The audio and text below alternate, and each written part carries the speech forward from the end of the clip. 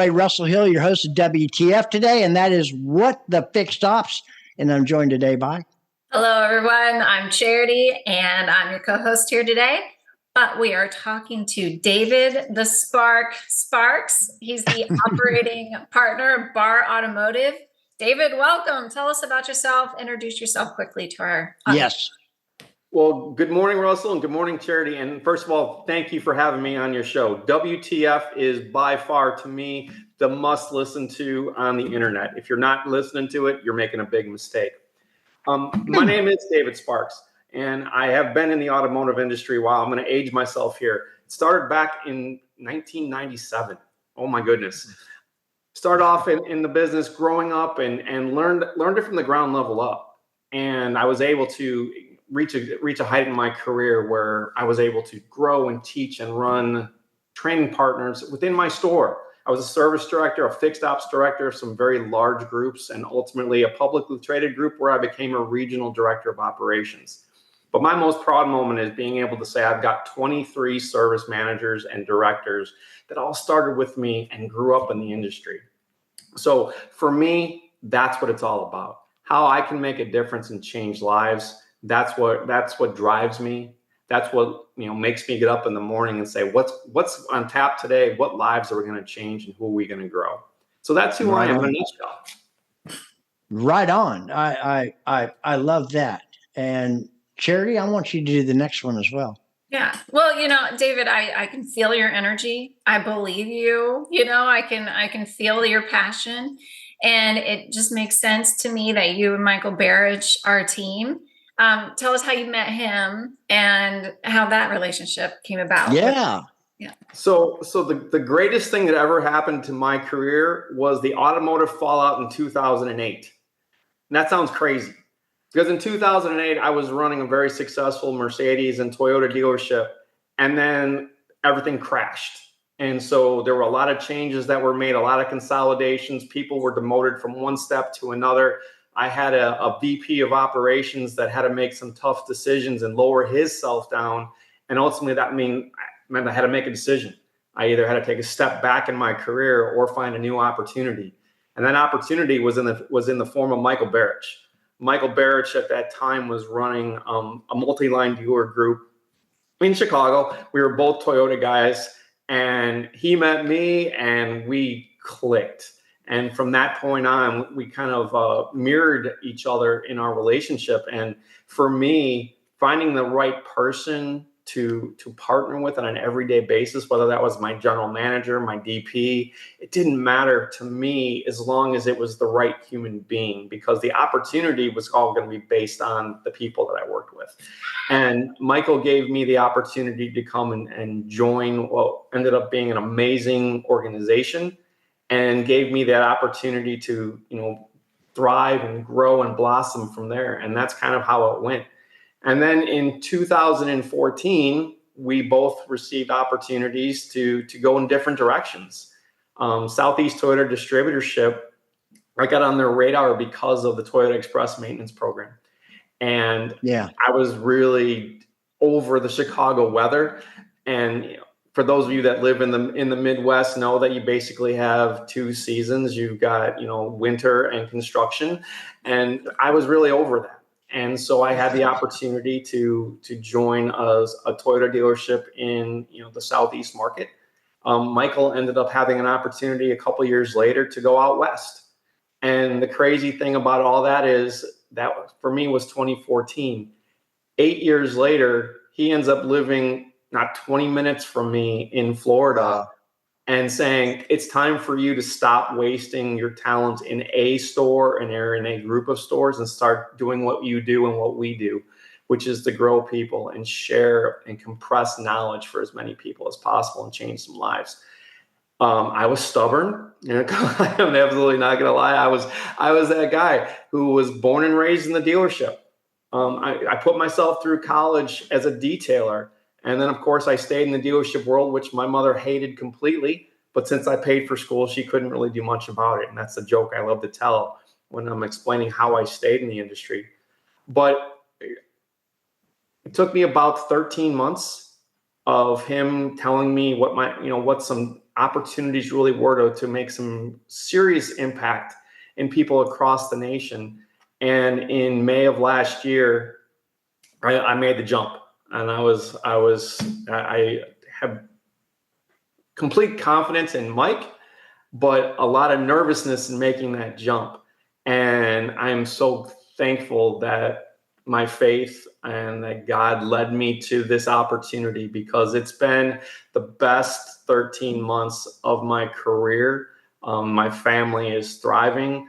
The challenges of being an entrepreneur absolutely exist, but the benefits of being able to really impact people, I wouldn't have changed it for a moment. I love it. Yeah. A really important question. Did you get your air conditioner fixed from yesterday? So Or Wednesday?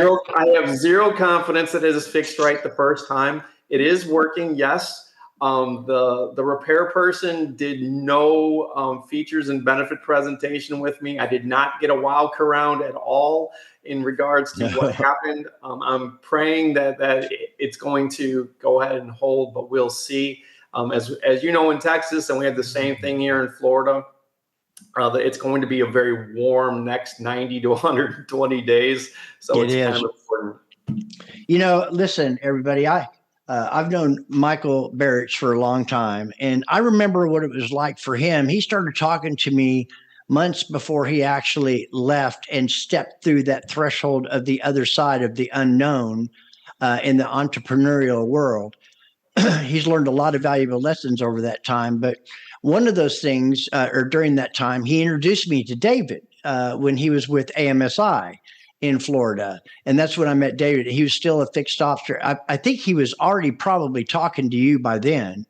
But your level of excitement, enthusiasm, and passion for not only what we shared with you, but just for what you do. My question to you is, and you mentioned earlier, walking through that level of fear, especially when you got a new, you're married and got a newborn. It's like that's a big thing to bite from the comfortableness of the surroundings of what you were accustomed and used to. And your level of excitement, enthusiasm is contagious, and everybody knows it. But was it always that way? Was there ever a fork in the road where things weren't that way before the light clicked, or were you just born that way? I was born this way, but like every other person, there's going to be struggles. There's going to be speed bumps. There was a point where I started doubting myself, and that was probably at the end of 2022. And it was a struggle. The group that I was with, there was some commitments that were made that weren't honored. And remember, I made a move from Chicago to Georgia originally, and then ultimately here in Florida without a safety net. I didn't have a place to run back to. From a family perspective, it is just me prior to meeting my now wife and our children. So if this failed, it wasn't like I had 20 years I would never have been afraid of anything in Chicago.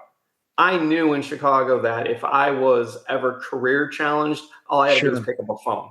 And in 30 seconds, not only am I employed, I'm probably in a happier situation. Here, I didn't have that. And at the end of 2022, it was a scary time. And I had to rely so much on my faith to really center and ground me. And that's what got me through this, was because I knew that my plan was never going to work. I had to follow God's plan. And when I did that, and when I just surrendered myself to understanding that if I do this, there's no challenge. It's going to be there for me. I'm never going to be put in a place that I couldn't overcome, because that's what he promises. And it just allowed me to go ahead and let me be me again. And so that's what makes me happy. And that's what really drives me every single day, was to bring this energy, this passion. I get told lots of times, tone it down about 4 notches. It's not you, man. True story. So my wife and I met at a Toyota dealership. She was a service advisor. I tell this story because it is my only write-up in my existence, and it's because of her. Obviously, you're not supposed to date someone that you work with or that is within your same department in some organizations. She didn't directly report to me, but she did report to me through the tree. And it ended up being, we had to make a decision as far as, relationship versus career and all of that. But she would tell me all the time, you scare the crap out of people. Because I came from a market that's Chicago, that it's eat or be eaten in so many cases, that you have to be forward, you have to be powerful, you have to be all of this intensity all of the time. And then I came to the southern reaches of the country, and that frightens people. But what I came to realize was one, she was wrong. Please don't air this for her. So you might want to edit. Just kidding. No, she wasn't wrong. I had to change the presentation. I can come passionate. I can come with drive. I can come with intensity. But if the message stopped being heard because of the delivery, then it was a worthless message. So I give her the credit of everything in my life, not just because she's the most important person in the world on this planet to me, but because she opened my eyes to that the message has to be heard, not because of the greatness of the message only, but because in the way that's delivered to the people and the way that they can embrace it. All right. You have done really well at I'm trying to think the right way to say this. Sometimes it's not what you say, it's how you say it. And other times it's how you say it and what you say. And you seem to be really well grounded there. And you serve a lot of that up to your faith in God and your faith overall, which is really important. Everybody knows that. But the level of conviction and confidence that you talk about is just like Michael in a completely different way. You two together are an unstoppable team. And if you knew my business partner, Rick, you would see the same thing. We are polar opposites in how we deliver stuff. But excitement, enthusiasm is contagious. And you do it in such a way that nobody's really going to, at least from my experience with you, which is about every single day of the week in one room or another, is you know what you're talking about and you know what it takes and you're passionate. And we're dealing with the same things in fixed operations that we've dealt with my whole time in the business as well. And the speed of the pack is set by the leader. Managing is one thing, leading is an entirely different thing. And it's not just about you. It's about bringing other people and accountability and all the things that you talk about, and which leads to the next question that Charity's going to ask you. David, what do you witness is the primary reason people fail? Is there one reason or many that are most common? Great question. That is a great question. And the simple answer, I guess, would be many. But I would say that there is that they all drive back to the same point. It all comes down, and I hate generic terms, and I'm about to break my own rule here, because we use the term communication all the time. If we communicate the whys, if we communicate the hows, if we communicate to our teams what the win looks like, they'll have a better understanding and a drive to get there. And so I think that communication is what roots all of the failures. But now I want to get specific with that communication, because it goes exactly back to the point that I just made.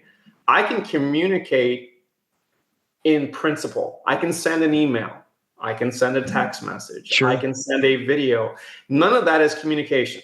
I don't believe anything can be communication unless both parties have heard whatever the message that's being sent and have an understanding of what's being sent. And I think that's where most leaders fail. That's when they become managers. I have a saying that I use in all of my development classes. I don't ever want GER at the end of my title. GER means that I am not a leader. I am not a communicator. I'm just a person with a title. I don't care that it says manager at the end of me. That doesn't mean anything. I want it to say leader. I want it to say inspiration person. I want it to say that this is my motivator. See, for me, if it said service motivator on my business card, I would be so happy. You would never, I would be 10 times higher than I am right now. And that's hard to say, because I've seen too many times in my career personally, and now getting to see it across the country, that great people leave us every single day. And I'm not talking about your guests. I'm talking about your teammates. Because they didn't have a motivation person. They didn't have someone that was inspiring them. They didn't have the leader that was communicate how to win. They just simply came at them when they failed. And guess who really failed? Hold up the mirror. And That's right. If every leader out there just kept a mirror in their pocket, and I don't mean from the 80s, some nasty drug stuff. I'm talking about a true self-reflection every single day that says everything that was the challenge, every speed bump that we didn't overcome, there's the mirror right in my face. It's so true. I did not find the way to lead us over that challenge. So you talk a lot about training. The training, I think, is overused. It's overlooked. And what you really do, you just said it, you inspire and motivate and educate people and tap in, and you're very clear about the message up front of what you're going to accomplish, and they're on board. People just want to be led. Even leaders want to be led. And they're always looking, and we understand what that's all about. It's inspiring, motivating, educating, but it's also about taking care of yourself, keeping your own side of the street clean. And does your inside match your outside? And there's no doubt about that it actually does. So let me ask you this. Tell us about All Things Fixed Ops. What is it, and what do you guys actually talk about? So I fell into All Things Fixed Ops by accident, and with Michael, because David Long, who hosts another show, All Things Used Cars, originally started this room, and I don't know when the original start date was. I'm assuming it was during COVID. And then because there wasn't a champion that was going to take the lead and run with it to keep fixed operations in the forefront, it kind of just withered and died. Well, this was mine and Michael's opportunity to reinforce just how important fixed ops is by giving people a platform. And that's what All Things Fixed Ops is. It's a platform for us to share our insights, talk about very relevant topics, but most importantly, to have others come into the room with their ideas. Because as confident as I am, as experienced as I may be and Michael may be, and you as well, Russell, we could combine the three of us and have an amazing pool of information. But I guarantee you, one person on All Things Fixed Ops is going to bring us a solution that none of the three of us thought of or saw before. And that's the beauty of All Things Fixed Ops, is we're going to tackle the challenging topics. We're going to go ahead and put a topic out there that nobody wants to really look at because it's not sexy. See, sales has got all the sexy topics as you're talking about, whether it's acquisition or whether it's used cars. Yeah, I know, right? That's all debatable anyway. Well, you're right. but for whatever reason, there's more of a motivation on the variable side to really look at things like that. Fixed operations has been the same since the first car rolled off back when Henry Ford was out there. The reality is it's not. The world changed. We didn't change with it. I tell this to every group I've ever trained. The reason why you have competition that is not another franchise dealer is your fault, because you didn't care enough to care for the guest. You didn't care enough to understand what needed to be done as leaders, as GMs, as DPs, as service advisors, all of it. It's our fault. So now we have to work twice as hard to regain the traction of ground that we've already lost. And that's where All Things Fixed Ops really comes in. Because there are so many small topics on paper that have such an impact in real life. And that's where we try to make the biggest difference. One of the things that I love about you and Michael and a lot of people in this room, you have you got general managers, fixed ops people, dealer principals, they're all in that. And there's 100. But now, when is that particular All Things Fixed Ops using the Central Time Zone, of course? Of course, the greatest time zone in the world. All Things Fixed Operations is at 8 a.m. Central Standard Time every Wednesday. And so, it's hard. I get a lot of feedback that says, why can't you move it to a different time? And the reality is there's a time zone that's going to have a challenge. It's right. So we choose the 8 o'clock time because while it is a challenge in the Central Time Zone and the Eastern Time Zone, half the country should be really accessible to it if they choose to. I agree. See, this is where I take a real hardline approach. Because I believe that if you're going to invest in yourself, you'll find an hour on Wednesday at 8 a.m. You'll figure it out. You know what? That's what I was looking for. Let me tell you about a partner that's actually helping dealers get ahead. Global Dealer Solutions. If you've been wondering how to use AI the right way in your dealership, especially on the fixed side, these are the people to call. Their team gets it. Not just the tech, but the real challenges that dealerships face every day. We're talking about conversational AI that doesn't just respond, it converts.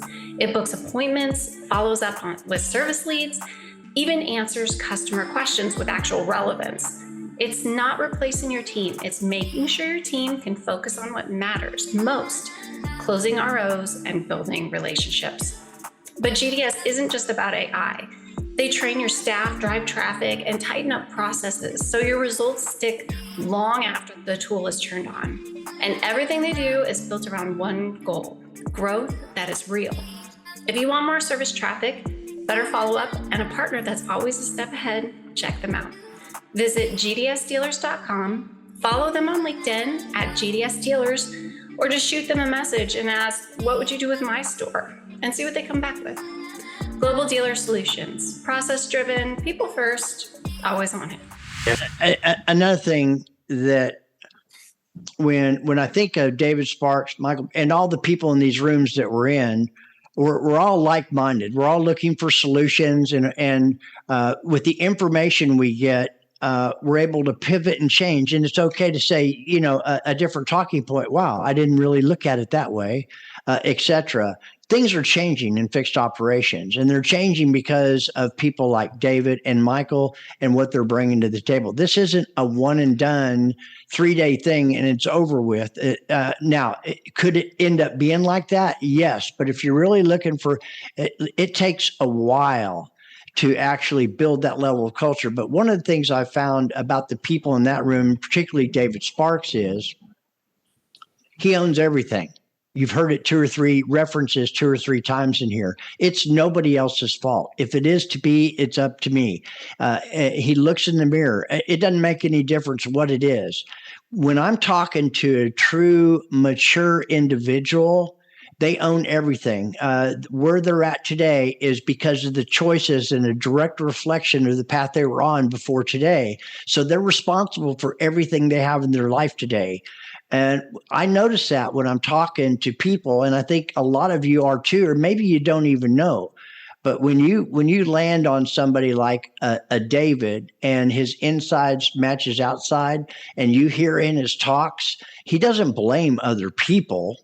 He internalizes it and he owns it. And that's what he's trying to shift people. And that's true leadership. So thank you for all those messages that you maybe don't even really think about, but to resonate that somebody's inside magic. It's like it's like a salesperson when a customer comes onto the lot, and the customer's engaging with the salesperson, and they get that uneasy feeling in their stomach, right? They don't really know what it is, and they can't really put their finger on it. But somewhere or another, their words are not matching their actions. And it creates this uneasy vibe. And like I said, a lot of people get scared and they want to leave because they're in an unknown place. And when you go into a dealership, they're not operating at 100%. How do people find you? And give us an example. What makes you different from other trainers out there? Well, I think that the biggest thing is that I'm not a trainer. Aha! That's first and foremost. And I start off every session that I'm blessed to have someone listen to me the exact same way. I'm an operator. I was born to do this. I was born to go and be a part of automotive service departments and to lead and inspire and to mentor.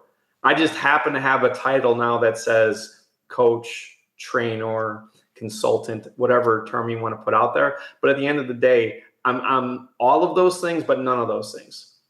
I need my message to resonate in that person so that they understand whatever it is I'm trying to compress in that knowledge. And the only way that I can do that is through credibility. I've sat through training sessions at the highest levels and at the entry level where you're sitting in that room thinking, oh my God, when will this ever end?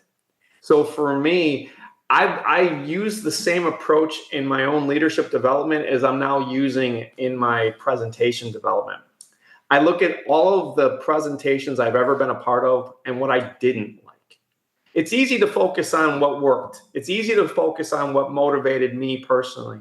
But it was the pieces that didn't that I wanted to learn the most from, because I'm not a unique individual. I'm a person like everybody else, and I've got buttons and I've got ideas and I've got preconceived and limiting beliefs that have to be overcome. And so I try to take all of the negatives that I've been exposed to and use those to reverse them. And so when I come with the message, are there days when I don't want to have the David Sparks energy? I'm sure there are. It's never going to happen. Whether I'm in front of one person or I'm in front of 100 people, it doesn't matter. You deserve the best version of me every single day. And I deserve to give that to you because I've been honored and blessed to have this opportunity. That's it in a nutshell. When I'm talking about whatever the topic is, I believe it. I'm never going to, and I guess this is the best way of saying this. I've never sold anything a day in my life. And that's always makes general managers' heads spin off their shoulders when I start that conversation. I serviced a lot of people's vehicles. I've given them service solutions to help them overcome their real life stuff, because that's what it is. Technicians fix cars. I fix people. And so my teams of customer-facing advisors have to understand that it's not about the car. It's about the person. And if I can understand what their real life stuff is, I can't get to my child's appointment. I can't pick up, my child from school or a job or whatever. That real life stuff, that's got to be my focus. That's got to be my passion. That's got to be my care, my concern, and my connection. The 3 C's that I define for my advisors. If I can teach and motivate people to focus on those 3 C's, I can change the world. I honestly believe that. And that's the message that I bring every single day. Yes, it is. Now, some of you are, look, I'm not even, this is every single day for at least a couple hours every single day. I'm in different areas where David Sparks is there, and he shows up like this every single day. And I know you're right. You show up. And when you start talking about the things that you're passionate about, like him, it's real. Well, it's easy because it's part of your DNA. That's right. See, I can't stand fake people. I'm that person that people are either really going to be attracted to my message or they might be put off because of my presentation. That's where I have to continue to grow as the presenter and as the leader. But at the end of the day, no one will ever say that this person didn't care. No one will ever say that this person wasn't and didn't have full conviction in whatever the topic we were talking about. And I think that's the most important thing for someone in our opportunity and our leadership. Absolutely. Cherry? Well, is there a big difference between coaching staff and coaching managers? Oh, huge. Absolutely. Because there's too many GERs out there that believe that because they got a title that they didn't have to continue to grow. We've all seen places where leaders won't train the next person up because they're afraid. So those aren't leaders. Those are GERs. Those are managers. They are. Because if a person in a position of title is investing in themselves every day, then they should never, ever be concerned about their job stability or safety by training someone else. In fact, it's just the opposite. Because I know that if I have a number 2 and my number 2 has his number 2 and her number 2 and so on down the line, I have a team of amazing individuals. And guess what's going to happen? Some of those people are going to get opportunities and leave you. That's the best day ever. Because now you have a culture that says, not only do we grow, not only do we inspire, but we encourage you to advance yourself. And guess who's going to want to come fill the next spot? Someone who wants to be like that person. That's right. So leading leaders is, I think, the biggest challenge. And I say that because they get caught up in the whirlwind of the day. They convince themselves that there's so many things on their plate that they don't have the time or they don't make the time to invest in themselves. And that's their biggest mistake. When you're talking to an advisor or anyone that is under a leadership defined title, they're kind of mandated to go through it. And if once I have you in the classroom or somebody has you in that role-playing scenario, you can motivate and inspire them and get them to buy in because, you've got their attention at that point. Getting that leader to devote that time is always a challenge. I've got a group that I'm working with in Russell's neck of the room that I'm having such a hard time with getting their leadership to give me the time. They are a huge store. They are a huge, they have a huge machine. Yeah. But the problem that they're running into is their leaders will become stagnant at some point. I look at it like this, Charity, is I have a defined finite knowledge point today. If I didn't educate myself anymore for the rest of my life, at some point I would have nothing left to teach. Except the same stuff over and over and over again. Correct. The same stuff. But then it becomes stale. It becomes dry. It becomes that this is the end, not the continuation. And so that's where, especially for the leaders, getting that message across that says it's so important for you to keep being relevant, to keep evolving. Because here's what I know. Change is constant, and it is absolutely, definitely going to happen. Your guests are going to change. Your staff is going to change. Culture is going to change. The world is going to change. If you don't evolve with it, you are guaranteeing the end of your career. That's right. You're getting left behind.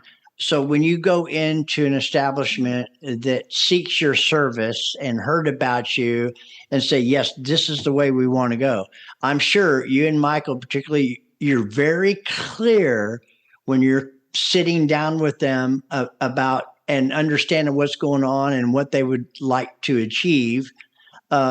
Would you say no to anybody? Absolutely. 100%. Because it's got to be a partnership. But David, they want to make those changes. Do they? That's the question. Yeah. And if you're not, if they tell me up front, or if they show in their actions right up front, or anytime during our partnership that they've stopped investing in themselves in the way that their team and their people need, that's a problem. And it's not about money. Russell, as an entrepreneur yourself, that reputation is everything. And as a small business owner, for me, $1 isn't worth ruining my name or my reputation or the model we're putting out, because I know that what we're doing works when the program is worked. And I use this sports analogies all the time, as you know, in the rooms. And it doesn't make a difference what play I've created. It doesn't make a difference how much talent I have on my team if they're not all coming together cohesively, if the leader is not reinstilling, the importance, the small attention to details, and everything that we demand in our winning culture. If that doesn't happen, we're not partners anyways. And it's time to go ahead and either make a decision from that general manager, dealer, principal perspective that we're going to adopt this program, or say, you know what? We're going to continue doing what we've always done and get what we've always gotten. Because in the end, you lose. You didn't do what you said you were going to do. Our department sucks, and it's all David Sparks' fault. Blah blah blah. Yeah, no, it happens too. Sure, it does. It does. You just want that dollar, so you're going to go through knowing full well at the end of your time it's going to be this. But it can't be for short term. One of the things that separate you and what you do, you get longer, or the objective is to get the longer term agreements where you're continually coming back, and there's check-ins and there's online videos and stuff to remind them of the commitment they made to you and to themselves. Absolutely. So again, going back to the variable side, there always used to be a thing, you'd hire a new GM and they'd have 90 days to fix the problem. Anyone that's on the fixed operations side that believes they can change culture in 90 days is fooling themselves, or 180 days, or 365 days. You have foundations you'll build? Absolutely you do. There are steps in the process on the road? Absolutely there are. There are wins to celebrate all the way through this process, but it never ends. And the problem that I found mostly, and especially this caught me a little bit off guard, when I left the retail side, because I'm the progressive, or I want to say I'm a progressive thinker, I expected that I would get a lot more people that were embracing this opportunity to see a better path or a improved path. And the reality is they didn't just say, hey, David Sparks, you had such a great track record. Come on in and we're going to hug you and we're going to absolutely go with it, because change scares people. And so getting that message out becomes so critical, as you know as well. And building that long-term plan and really laying it out is something that I had to learn, because it's not just about, and especially in the fixed operations side, where we didn't get a whole lot of love for the longest time. No. Fixed operations wasn't a forefront for general managers or dealer principals. It was a necessary evil to allow us to sell the next car, or the necessary evil to go ahead and put a fire out on a newer used transaction. And now there's such an emphasis put to fixed operations, because the reality is it's fixed for a reason. Yeah. We know that there are currently today over 14 years of ownership in our UIO. So think about that. The average person today is owning their car for 14 years. Yeah. If your sales department is relying on repetitive purchases, you're in a lot of trouble if that's all you have. So I think that's where the refocus to fixed operations has really come from. And so now looking at how to build this on a 24, 36, and 60-month plan come into play. And that's where we make the biggest difference. I am not that person that waves a magic wand. And I tell this to people right away. There is no fairy dust. I don't have any magic sprinkles that say, oh, you're fixed. We're going to go ahead and dissect what's going on at every level. And then we're going to build a comprehensive plan based on what you want as a general manager. And I asked that question, Mr. General Manager, Mr. Russell Hill, what are your 3 pain points that you want fixed? So that I can understand and build a customized strategy with your team to solve those 3 pain points, while incorporating all the other strategies that are going to give you the unintended consequences that you didn't even expect. And that's I love it. Well, you talk a lot about having a coach as a leader. How do you stay accountable? Who's your coach? So I have a coach that happens to be my business partner, for one. Having him be an accountability, I don't even call it a coach as much as an accountability partner. And we've actually have a network of leaders across the nation in different aspects, from Wendy Reeves on BDC side, to Joe Chambers, who is a service director at a large Toyota store, to Lamont Harris, who is a service director of a store out in California for a large Mercedes-Benz store. And these individuals, along with myself, we bounce every single day. Literally, I hate group texts. Absolutely hate it. This is my one group text that I not only do I embrace and love, but I look forward to, and we hold each other accountable. And I think that that's the biggest opportunity. And I'm also a student. So I am a huge personal accountability person. I am very self-reflective, and I'm the hardest judge on myself of anyone on the planet. There is nothing that someone is going to give me critique on that I probably already haven't been smashing myself internally about how I could have done better. Now, Michael has hired a coach for our organization, Danelle Delgado, and Danelle has given a lot of feedback to him personally, but also to me as well, to help me grow and to see things in a different light. And I think that that's really where it's the biggest opportunity for leaders to embrace, is because there's someone else out there, a different industry, whether it's a David Long, whether it's a Russell Hill, whether it's a Patrick Abad. All of these people have been very successful in their worlds, and they've got something to offer that I don't personally have. And I think that's probably the greatest lesson I ever learned in my life, and I learned it at a very young age. My grandfather taught me that if you don't take something from every person you meet, the best qualities of something that every person that you meet, you're a fool and it's your fault.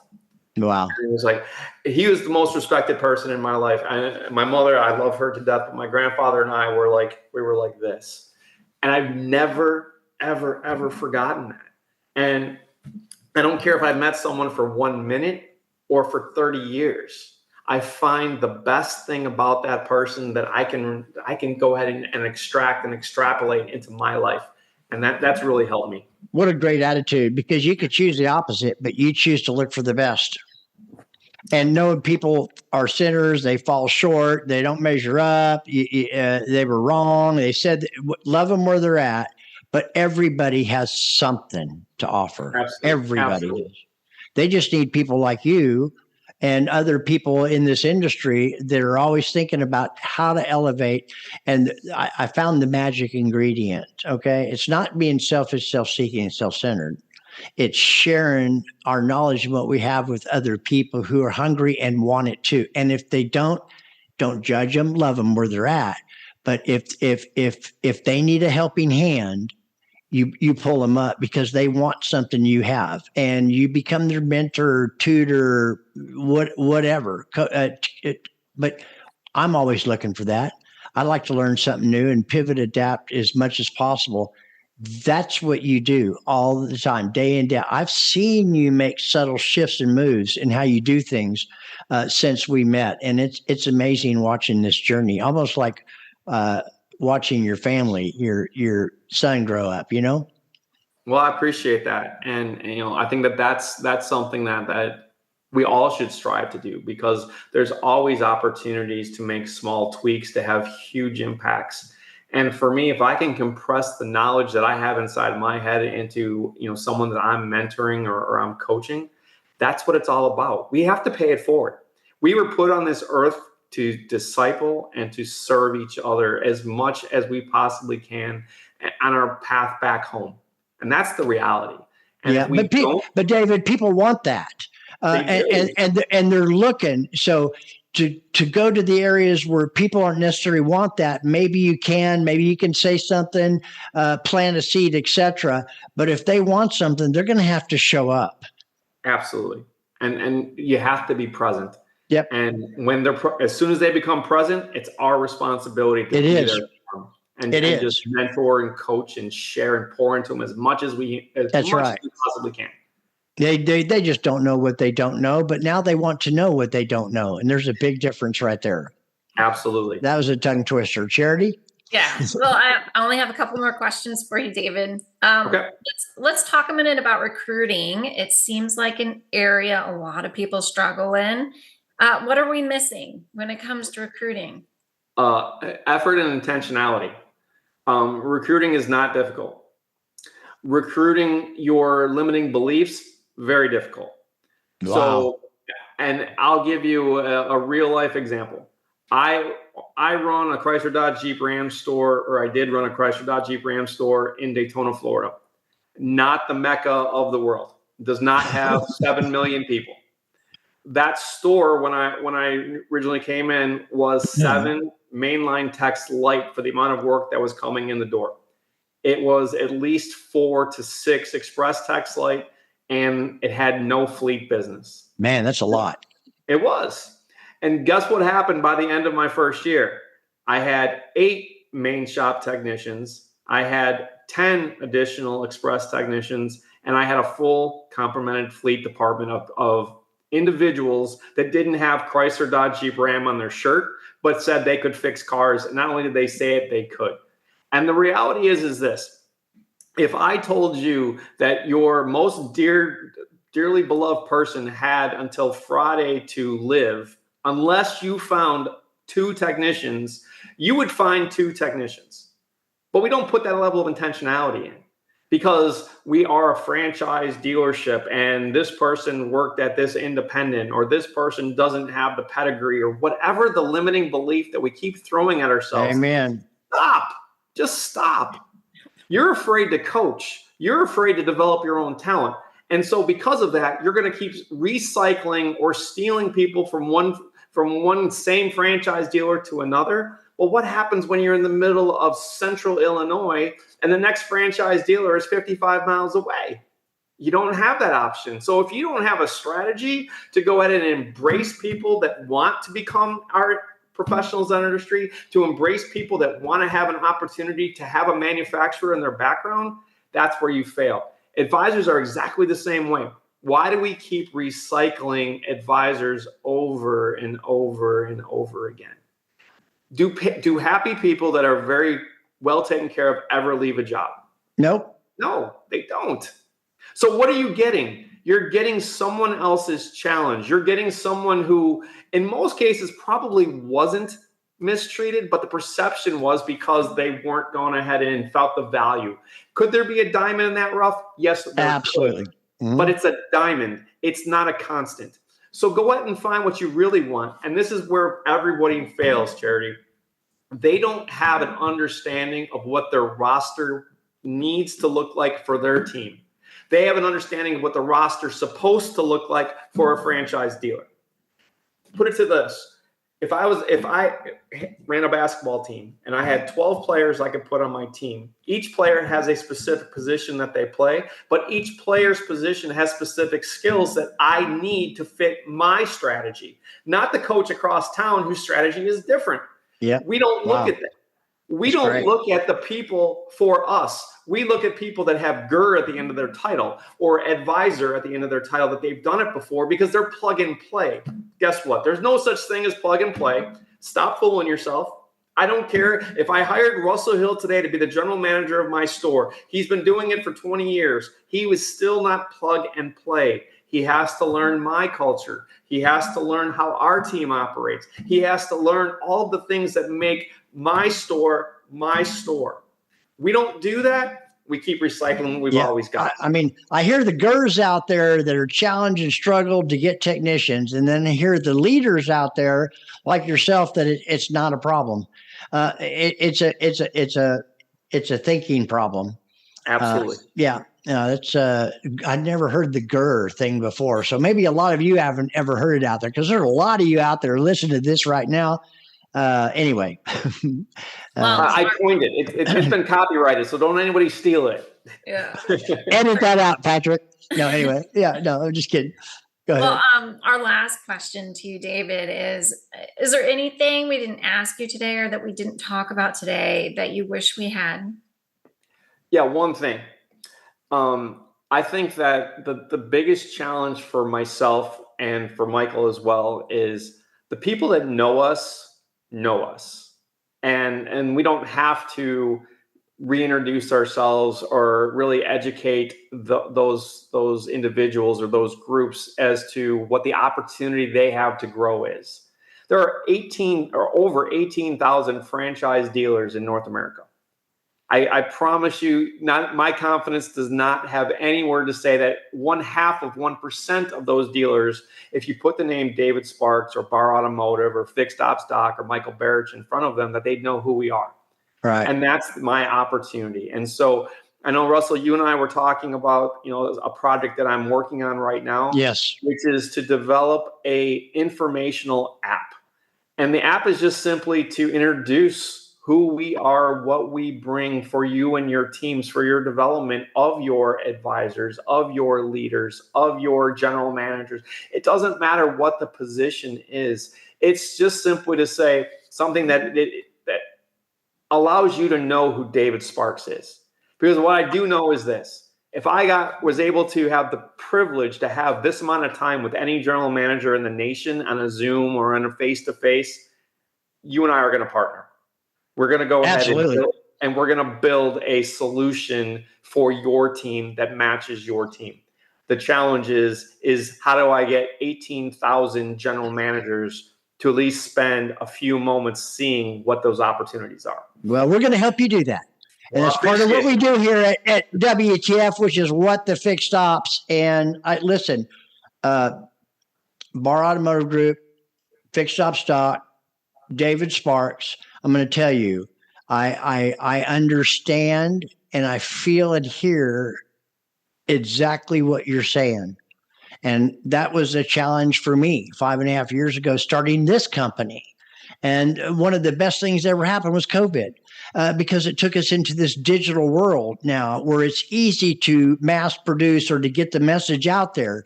And it just takes a little bit of time. And I get frustrated sometimes, and not really, I don't yell at Charity, but I get frustrated sometimes. No.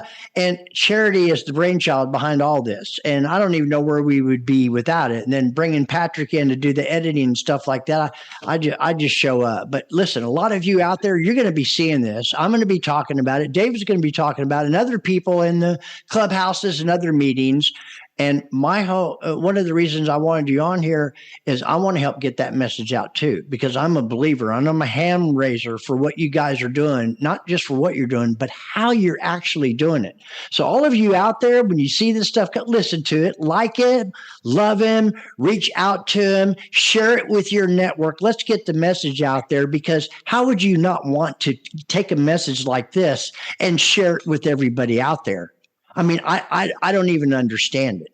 What he stands for, what BAR Automotive and Fixed Ops, what they stand for. It's all about going to the next level. So once again, another extremely successful WTF with David Sparks. Thank you so much for your time, Charity. Thank you. And Patrick, for those of you who can't see him, he's editing right now, but thank you for all that you do. And most of all, thank all of you for the love out there. We appreciate it. Thank you, David. Thank you, Charity. Thank you, Russell.